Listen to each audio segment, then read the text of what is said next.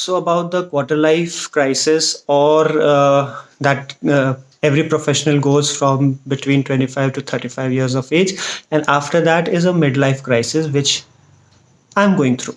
So basically, it's just a normal phase. What everybody deals with it. So every ambitious person, whoever wants to strive for better, obviously we are humans. We always have to strive for better, because that is what is inculcated in us.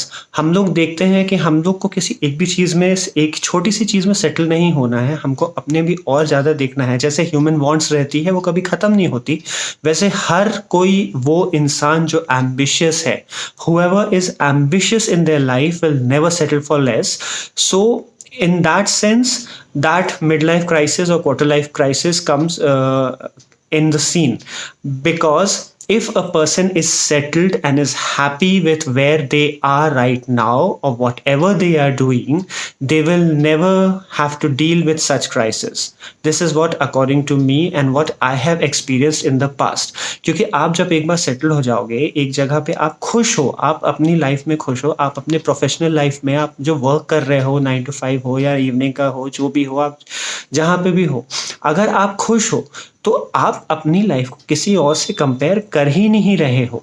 आपने अपना एक standard, एक benchmark बना दिया है कि हाँ भाई मैं यहाँ पे हूँ, I am good over here, I am earning this much, my life is going good, मेरी सेविंग्स इतने में हो जा रही है, मेरा खर्चे ज़्यादा नहीं है.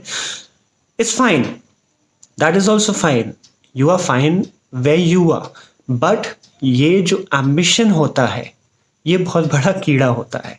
तो if you are going through that crisis, please have what I dealt with, and what I did was I maintained peace with myself.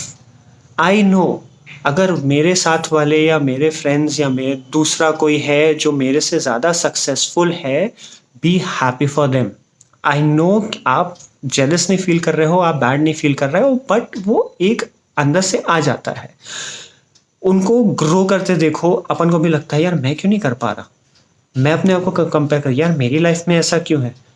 आप जहां पे हो आप सही हो, okay, you are good way you are, but that doesn't mean कि आप रुक जाओ. If you are happy, if you are content with it, that's very good for you. लेकिन अगर आपके अंदर एम्बिशंस है, अगर आपके अंदर वो पोटेंशियल है जो आपको लगता है कि आप और आगे बढ़ सकते हो, देन बाय ऑल मीन्स बढ़ो, प्लीज बढ़ो. और रही बात ये मिड लाइफ क्राइसिस की, क्वार्टर लाइफ क्राइसिस की, वो आएंगे जाएंगे, it's a part of life. That's what makes us strong. उससे आप सीखो, वो क्राइसिस से आप सीखो, उसको अपनी एक स्ट्रेंथ बनाओ. क्राइसिस कुछ भी हो सकते हैं, पैनिक अटैक्स हो सकते हैं, एंग्जाइटी अटैक्स हो सकते हैं, इन्फीरियॉरिटी कॉम्प्लेक्स हो सकती है, उसको आप अपनी एक स्ट्रेंथ बनाइए. ट्राई कीजिए कि जो चीज़ आपको वे डाउन कर रही है, जो चीज़ आपको पकड़ के खींच रही है, आप उसी का सहारा लेके और आगे ऊपर बढ़िए. ये मैंने सीखा है. जब भी मैं फेल होता था, मैं सीखता था कि यार क्यों हुआ. कब पहले गाली बकता था कि यार भगवान ने मेरे साथ क्यों ऐसा किया. लेकिन एक टाइम बाद आप अगर उसको अपने ऊपर हावी नहीं होने दोगे तो वो क्राइसिस कभी नहीं आएगा. तो make sure, if you are a professional, if you are not, these crises will come and go. Life is a roller coaster. If you will not go down, you will never come back up. So make sure to use these crises as your strengths, not your weaknesses.